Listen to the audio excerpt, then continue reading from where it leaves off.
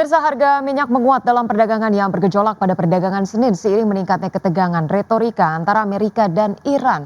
Meski kedua negara masih terlibat dalam pembicaraan tidak langsung yang berpotensi meredakan konflik. Pemirsa, minyak mentah berjangka Brent ditutup naik 0,68% ke level 109,77 dolar per barrel, sedangkan minyak mentah berjangka West Texas Intermediate naik 0,78% menjadi 112,4 dolar per barrel. Adapun pemirsa, pergerakan harga minyak saat ini sangat dipengaruhi oleh situasi di Selat Hormuz, jalur pelayaran strategis yang dilalui oleh sekitar 1/5 pasokan minyak dan gas dunia. Penurunan harga secara signifikan dinilai baru akan terjadi apabila ada kesepakatan untuk menghentikan serangan sekaligus membuka kembali jalur tersebut. Sementara itu, upaya diplomasi terus berlangsung di mana Amerika Serikat dan Iran diketahui menerima kerangka kerja perdamaian yang diajukan Pakistan. Namun Iran menolak membuka Selat Hormuz dalam waktu dekat, terutama setelah Presiden Donald Trump mengancam akan melancarkan serangan besar jika tidak tercapai kesepakatan hingga batas waktu pada Selasa 7 April.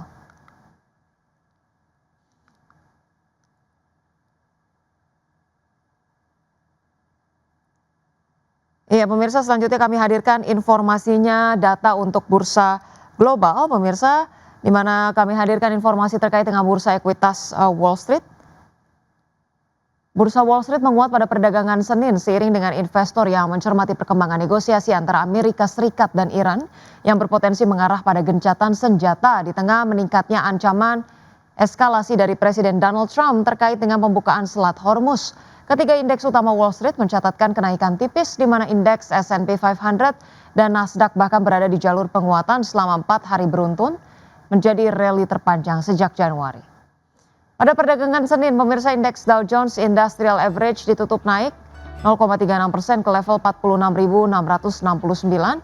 Indeks S&P 500 menguat 0,44% ke posisi 6.611 dan indeks Nasdaq Composite meningkat 0,54% ke level 21.996. Emiten Menara Telekomunikasi PT Solusi Tunas Pratama Tbk atau SUPR bersiap untuk meninggalkan Bursa Efek Indonesia. Ya, pengendali perusahaan Protelindo menawarkan pembelian saham publik melalui tender offer sebesar Rp45.000 per saham.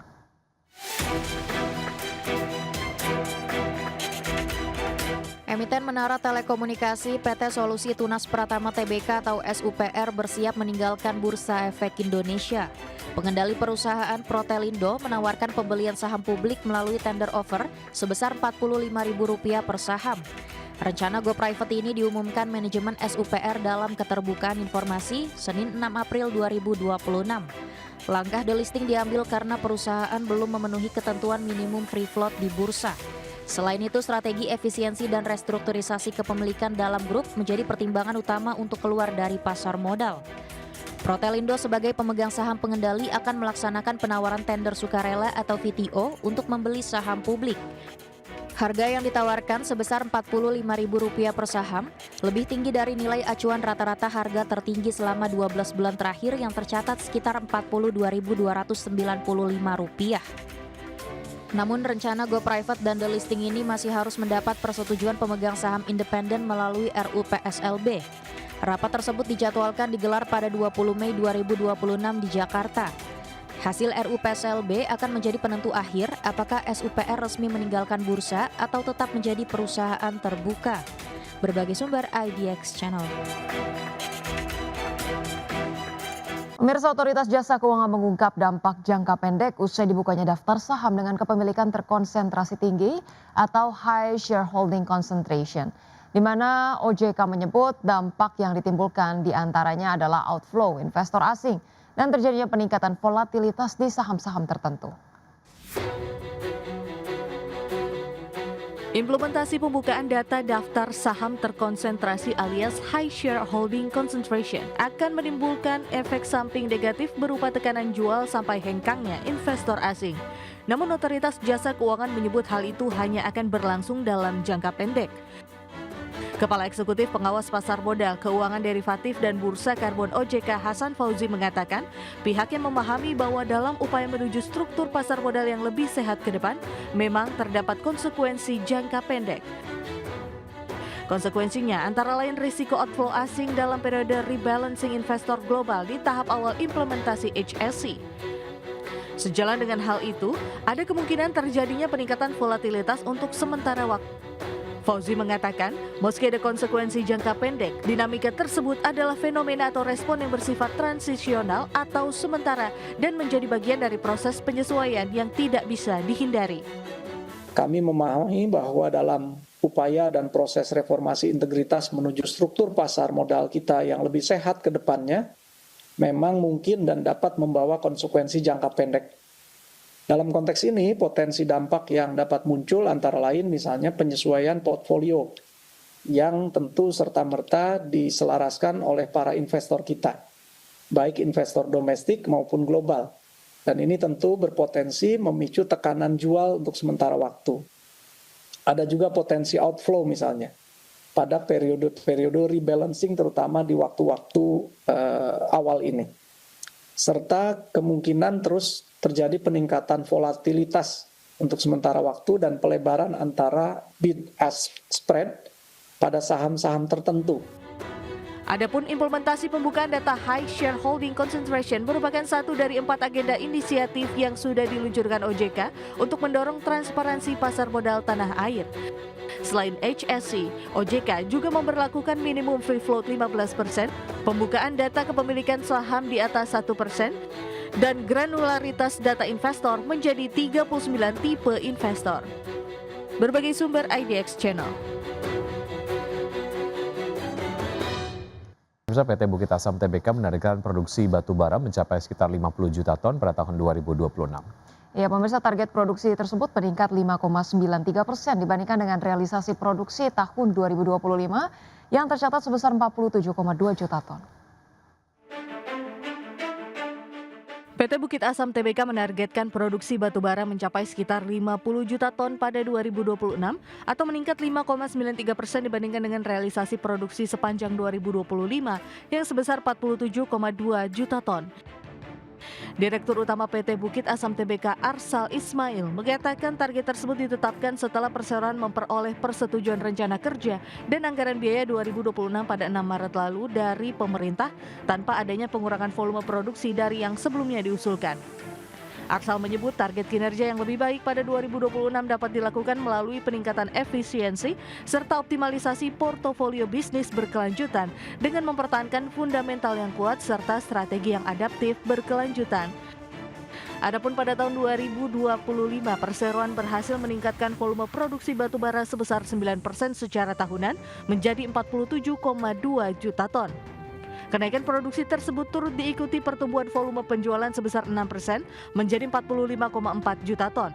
Seiring dengan peningkatan produksi, volume angkutan batubara juga mengalami kenaikan sebesar 6% dari 38,2 juta ton menjadi 40,4 juta ton sepanjang 2025. Berbagai sumber IDX Channel. Ya, pemirsa, emiten jasa pertambangan dan konstruksi PT PP Presisi Tbk mengantongi kontrak baru untuk proyek konstruksi jembatan di Halmahera, Maluku Utara. Ya, kontrak tersebut mencakup sejumlah lingkup pekerjaan mulai dari earthwork, pavement hingga structure work. Dan proyek ini ditujukan untuk penunjang konektivitas serta efisiensi operasional di kawasan tersebut seiring meningkatnya aktivitas industri pertambangan nikel di Halmahera. Direktur Utama PT PP Presisi Tbk Rizky Dianugrah menyampaikan bahwa perolehan kontrak ini mencerminkan kepercayaan keberlanjutan dari mitra kerja terhadap kapabilitas perseroan dalam menghadirkan solusi konstruksi yang terintegrasi. Perseroan menyebut tambahan kontrak ini sejalan dengan strategi perusahaan untuk memperkuat posisi sebagai penyedia jasa pertambangan dan konstruksi terintegrasi di Indonesia.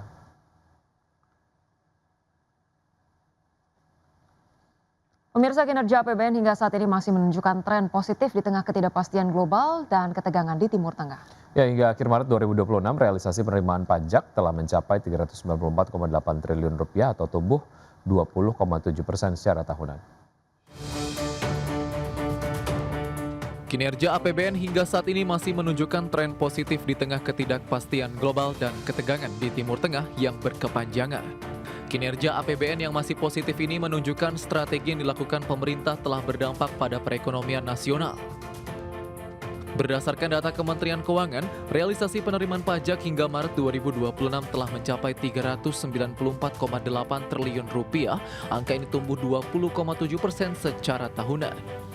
Realisasi penerimaan pajak hingga akhir Maret juga setara 16,7% dari target APBN sebesar 2.357,7 triliun rupiah.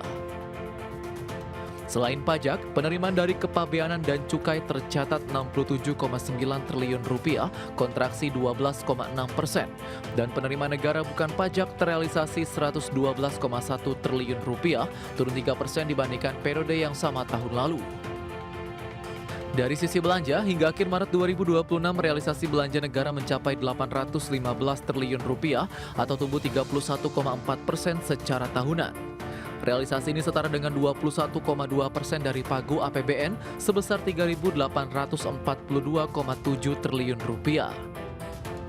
Belanja pemerintah pusat menjadi pendorong utama dengan realisasi 610,3 triliun rupiah, yang ditopang belanja kementerian lembaga yang mencapai 281,2 triliun rupiah atau tumbuh 43,4%.